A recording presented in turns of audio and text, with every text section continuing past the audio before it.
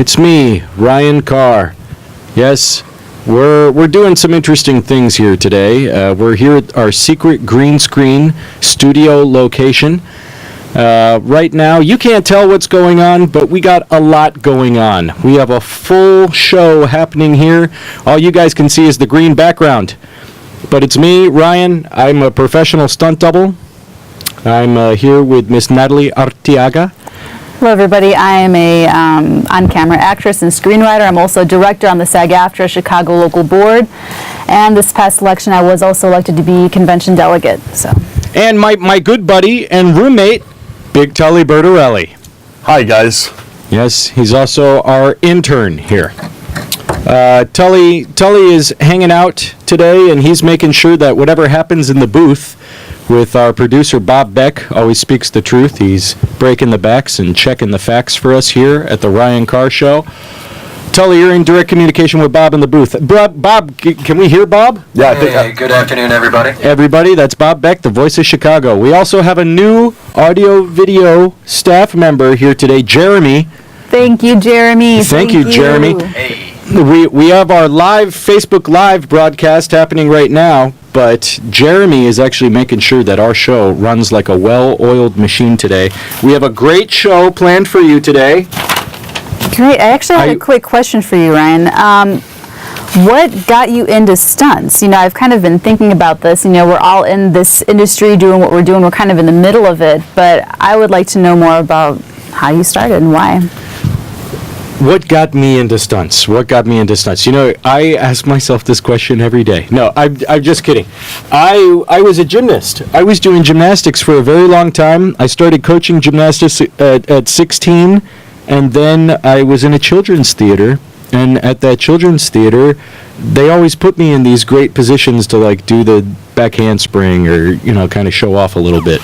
And they utilized my gymnastics as part of the shows, as part of the action, I guess. So I went to acting school, and after being in acting school, I went to Los Angeles, and my day job was always working at a gymnastics gym. I worked at restaurants, I worked doing delivery driving, I did all kinds of jobs in Los Angeles, but my day job, the job that I really liked to have, was working at a gymnastics gym. So at first, when I started the Ninja Club, I was actually looking for gymnastics actors, like people like me that, you know, they were ninja people. As time has gone on, I was in LA 10 years ago. As time has gone on, the Ninja Club has been more about finding stunt people and helping all different production ninja people network together. That's really cool to hear, especially the origins of the Ninja Club, because now it's so much more than, you know, a gathering of gymnasts. So what was the turning point where you kind of had this gymnastic acting background to the stunt world? Well, I think what happened, there are all different types of gymnastics gyms in California. One of them was the cheaper, more affordable gym where you could pay $5 and train for 5 hours at this place called Matt's Gymnastics. And I would go to Matt's Gymnastics for the full 5 hours. I would meet lots of people there. Not all of them were necessarily actors or stunt performers, but I met people that worked on Cirque du Soleil, people that were auditioning for America's Got Talent. I started bumping into people that were more athletes that were getting commercial work or booking acting jobs because of their physical skills. And then I bumped into a very important stunt person, Brian Christiansen, somebody that helped me throughout my whole career. And he pretty much put me on the path of step one, which is if you want to be a stunt person, you have to meet a stunt person. You have to have some type of mentorship or apprenticeship, be brought into the history and the culture of these people, and research and understand all those things. And he was kind of the guide for me at the beginning of my career.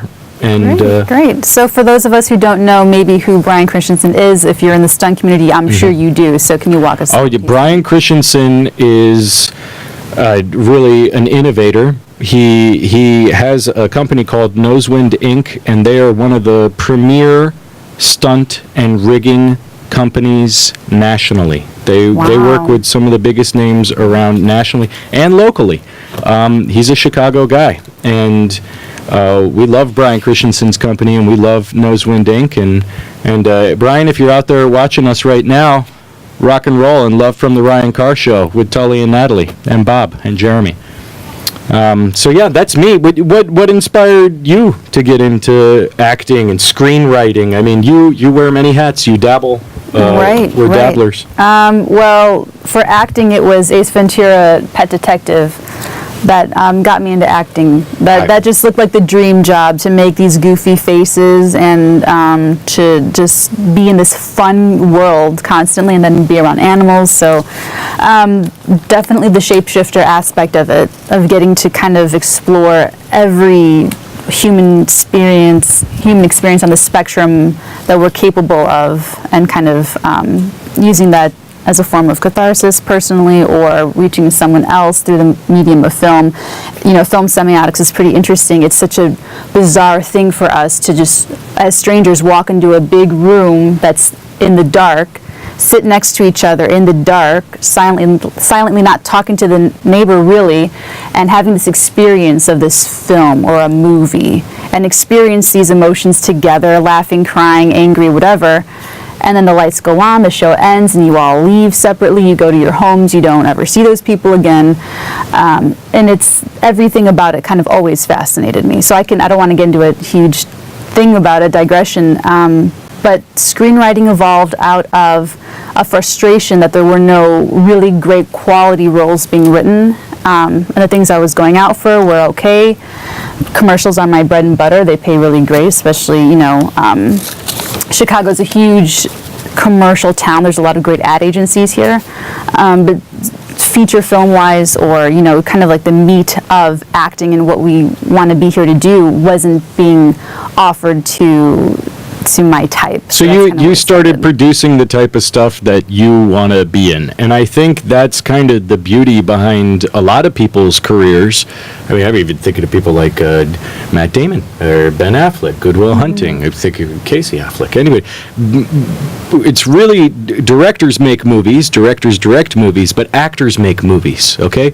Mel Gibson directed and wrote and did the screenplay for Braveheart, right?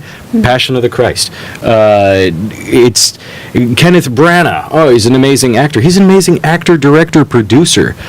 And the union, SAG-Aftra, it doesn't just represent us as actors. It's as creating our own content, doing stuff like this. It's important to learn how to produce things. Tully, my good buddy here, he is a semi-pro wrestler here in the local Chicago circuit. Not the type of guy you want to mess with. Tully, how'd you get into wrestling? I watched it as a child. Yeah. I was the new kid in school, and they were talking about the WWF at the time, and I lied and said I know what they were talking about, and then I saw it on television, and I also liked Hulk Hogan, with, Mr. Nanny. And do you have any big wrestling events or anything coming up? Yeah, tomorrow afternoon I'll be in Logan Square at Unity Park at 12 to noon for Lucha Libre in the park, and then later on that evening I'll be in Midlothian, Illinois at Global Pro Wrestling. Okay. So, if you guys want to check out Tully's wrestling gigs, he's going to be at Logan Square, Lucha Libre in the park. That's free, too, by the way. And then where's the second location tomorrow night? The second location is in Midlothian, Illinois at the Don Park Rec Center. The Don Park Rec Center in Midlothian, Illinois. Big Tully Bertorelli, watch him take him down. Watch him take him down. Well, that sounds great. Do you have a favorite wrestler by chance, just really quick? Yeah, probably my all-time favorite is either William Regal, or I like Hulk Hogan, Ric Flair, the Road Warriors. Bruiser Brody's a big fan of mine.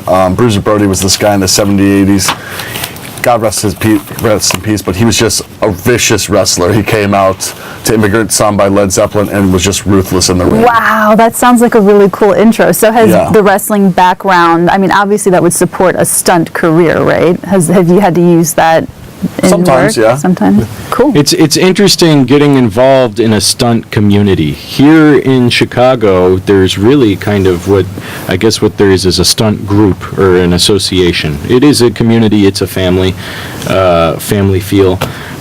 SAG wasn't designed just to help the established actors, and it wasn't established just to help the established puppeteers or anybody. It was established to help all the actors. All of the actors, which is a philosophy that we take very seriously here at the Ninja Club production company. That's how Natalie and I met. That's why Tully and I are buddies. And we're volunteers. We don't make any cash off of this. We just feel compelled to point people in the right direction, which is why we started broadcasting, so we could share this with everyone and not just a few people here and there, right? Unless you've messed with us and then you're blocked and then you can't watch this. Wow, wow, wow. But if you have a philosophical problem with anything that we're talking about, or you want to get involved in the conversation, go ahead and write us a comment. That would be fantastic. We will answer your comments. There was somebody... We actually have a pending, I'm actually gathering information to help answer We're investigating. a question that came through from an earlier episode. So that'll be featured on a future episode. So anything you guys write in, we're going to do the work and we'll report back. So please feel free to ask anything, residual structures, joining SAG-Aftra, stunt work, anything. Yeah. As we talk, Tully, you're a guy who's been living in Chicago your whole life, right? Yeah. I'm a guy who moved to Chicago from Los Angeles. I moved to Chicago from Los Angeles 5.5, 6 years ago, okay? Tully lived here his whole life. I got involved with the association, I got involved with groups and people, and I hustled in a very active way. I'm involved in the shows and the productions here. Tully lived here his whole life. How is it getting involved with those people? Is it an easy task? It's hit or miss, Yeah. It depends on your skill level and everything like that. Well, it seems like there's almost kind of like a unseen chain of command or like a totem pole. And that's what's interesting to me is because I'm not the type of person that feels like I need to ask permission to like make my own TV show or talk to people about what I'm going to talk about on my TV show. I feel like, if you're going to produce something, good for you. Go ahead and make your own rap album. It doesn't mean that you're going to do what you say you're doing in the rap. It's like Eminem. Everybody was protesting, Eminem says all these horrible, dirty things. It's like, well, just because he made a song about it doesn't mean that he does all those crazy things, right? It's freedom of speech. Right. We're allowed to do whatever we want. This is the Ryan Carr Show. My name is Ryan Carr, and you can't do anything about it. So this whole... 1 minute. Oh, thank you, Bob Beck. So this whole chain of command thing, it's like, do you go through one person who tells you to go through them to talk to the boss, or do you just talk to the boss yourself? Think about it. Think about it. If you really wanted to get a job, if you're a director, if you're even a PA, if you're an intern, if in some way you need to climb the ladder to get to where you want to be to access your dream, are you going to go through 5, 6 different people, or are you going to call that guy? Are you going to send him the email? I'm the type of person, I don't ask for permission, and I always call the boss. I think that well-behaved stunt people rarely make history, or their own businesses, or TV shows. Yeah, I think we're going to commercial. We're going to a commercial break. Hang in there with us, Facebook Live, because you'll be able to keep watching our broadcast. What's interesting is that the Ryan Carr Show Live is sponsored in part by StuntCat. StuntCat Cinema Action Training. Film School. Have you ever wanted to be a professional stunt performer? StuntCat workshops are designed by professional stunt performers with the aim of taking beginner action actors and transforming them into well-rounded, skilled stunt performers. Check out StuntCat. And we will be right back with the Ryan Carr Show Live in 1 minute. Cool. So hi out there. Facebook. We're on a break, but we'll be back.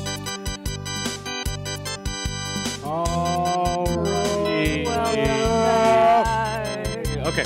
All right, everyone. We are back on the air live here at the Ryan Carr Show with Natalie Archiaga, Tully Bertorelli. You can't hear the music, but they can hear the music in the booth, and it's awesome. The Ryan Carr Show is brought to you in part by the Ninja Club Production Company. Professional stunts, gymnastics, and parkour for television, film, commercials, and live theater. Join the Ninja Club at www.oneninjaclub.com. All right. Well, it's around this time that I check in with Natalie for the union update.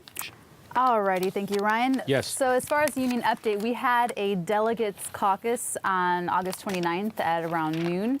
And so what happens during convention season, which is now, it's a biennial thing that we do. We write up resolutions that are either going to amend or delete something in our national constitution. Also anything else that's kind of pertinent to the basic union business. So if you need something that needs to get to the convention floor, you have to submit it through a resolution. The resolution has to meet certain criteria. So what happened this past week was our second meeting, caucus meeting, same thing. And our resolution, Chicago's putting forth a resolution regarding the new media contracts. So any of you that are producing your own content and are trying to work this contract, you'll find out that there's a bit of a delay in the processing time. And that's because right now, all the new media contracts get processed in LA, in Los Angeles. We have a wonderful commercial rep, Sean Hennessy, at the Chicago SAG-Aftra office, who is very capable of handling these contracts, especially for our Chicago local that covers 4 states. So our resolution is to streamline new media and interactive work. Now, I could read it to you. It might be a little boring. There's a lot of whereas, and to be resolved, further resolved. It uses very specific lingo so that they can hold people accountable, because we're talking about money, right? We're talking about the distribution of staff resources. We're talking about organization on the staff side. We're talking about governing staff resources on the union side. New media contracts, traditionally, like something that's going to be online or an internet-based thing, like let's say like a YouTube thing, like a Ninja Club thing, they're basically free, right? I mean, well, yeah. So it is almost like the resources that we need. However many staff people we have in Chicago, we have 6, 7, 8, 9, 10? So, yeah, more closer to 10. 10? In SAG-Aftra local headquarters in LA, they have a whole huge building. I mean, they must It's an entire building. That's that's the hub of everything. It's very, very centralized. So this is... It's probably going to pick up some traction. It's probably going to be popular, especially with the other locals, basically, that's not, Los Angeles. So I think it has a pretty good chance of being supported and kind of hitting the floor. It's going to go through pre-review because we submitted it by August 31st. So we're totally cool with the fact that they review the new media contracts in LA, or we want them to review our Chicago new media contracts in Chicago? I want them to be handled in Chicago by Chicago staff too. Because it's going to be faster for our members. It's going to be, yeah. I mean, ideally what I would love is for contracts to be submitted through the app so that people can just fill everything out. I mean, it's just, we need to kind of adapt to the fluidity of the work that we're doing. I don't want to inhibit members that just want to pick up a camera, go out and shoot something. I also want that member to be protected in everything that they're doing. So these contracts have to be fluid and futuristic and, bendy enough to the wills of our members. And our members are creating their own content, so they need to be getting it done faster. Well, so there's that. So as we send that in, though, is that what we're asking for? We're asking for That's our what we're own... asking for. Okay. Yeah.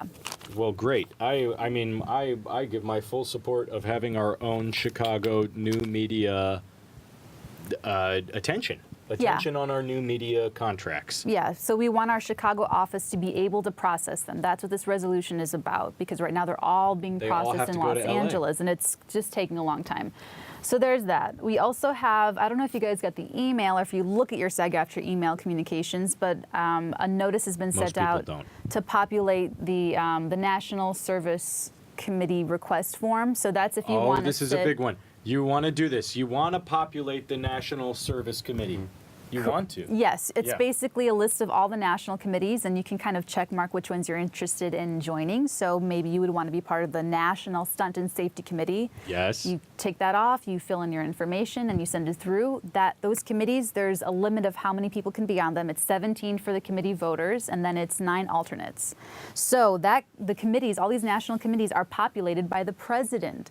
So we just voted in Gabrielle Carteris, and she's a wonderful president. So I'm just very much looking forward to Seeing who she puts on the seeing committees. who she puts on the committees. And if you guys want to talk to me about that, please do. I've worked with her for 4 weeks in Los Angeles. She's a very honorable and wonderful hard worker. She's a wonderful leader. I'm thrilled that she's our president. If you guys get the emails, and you do, if you get the emails, the ones from SAG, it's due by September 15th. And even if you're not like serious about it or whatever, give it a try. Like, get involved in one of these committees or one of these caucuses. You never know what you're going to learn. I've certainly learned a lot.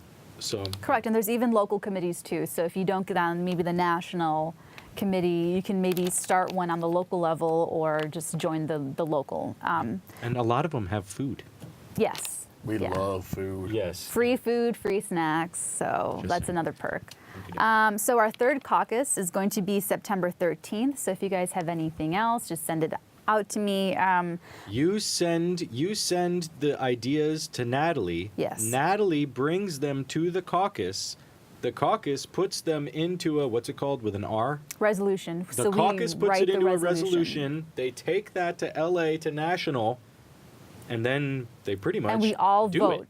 There's like 300 or 500 of us in that room that vote on this. So that's when we all talk about it and we fight about it and we debate about it and then we move things and we pass things. I mean, convention in October, it's 4 days and we transact union business. So I was voted as a person that Chicago Local is trusting to go to LA and to put this forth and vote and everything. So if there's something you want, get it in as soon as possible. Get it in. You can even just send it to us right here on the Facebook comments. That works too. Okay.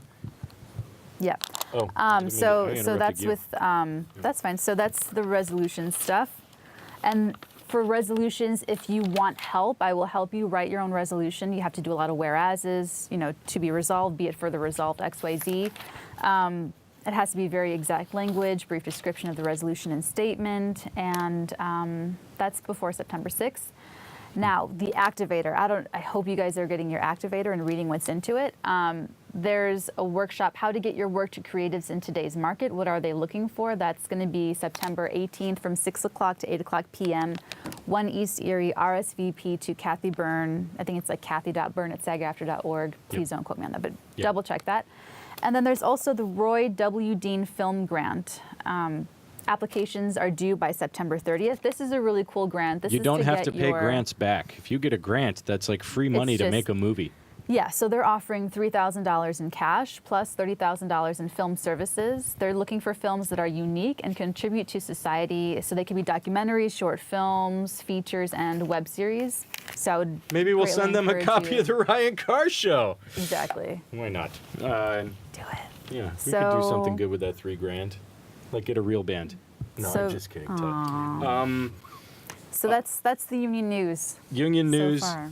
Let's talk a little bit about a place under what I would call a Ryan Carr investigation. Okay? Ryan Carr investigates. Ryan Carr investigates the Illinois Film Office. Okay? Oh, Okay? At some point in time, I impromptu went to the Illinois Film Office and I introduced myself because it was shocking to me that I could be on the Illinois Film Office database on their website. I'm one of the only people listed in Chicago. Tully, you're listed too, aren't you? Mm-hmm. yes. We're both listed as stunt people. Some of our friends are listed as stunt people. We never get a phone call. I never really get anything from it. I never really get any information or any interaction. There is an email here or there. But then the people that aren't listed on that website, or the companies or businesses that aren't listed on that website, they get called in for every single production. So I went in there and I wanted to introduce myself. I wanted to make sure that they knew who I was, that they knew who the Ninja Club production company was. I'm pretty sure they know who we are now. And I investigated. I brought this to their attention. I said, I'm on your database. I'm on your website. It's like you guys should have heard of me at this point. If all the production contacts and referrals only go to one group, I think that's bizarre. It is certainly a little bit bizarre. And just quickly, for anyone that's not familiar, the Illinois Film Office acts as the liaison between film productions coming through the state. And so they're supposed to help, let's say someone in Canada wants to make a movie set in Chicago, someone in another state wants to make a movie set somewhere in Illinois. They would go through the Illinois Film Production Office, and they're supposed to help these people find stunt people. They're supposed to be able to look in this database and say, oh, there's Ninja Club It's production resource stunts. driven. It's very resource driven. It's resource driven. And I am a resource. I have different things. I have space that people can rent out. We have a full production company. It was amazing to me that I was having such a hard time using them, state-funded, state-run, state-paid-for, tax-paid-for, right? Yes. Paid for by my taxes resource that doesn't help my business really whatsoever.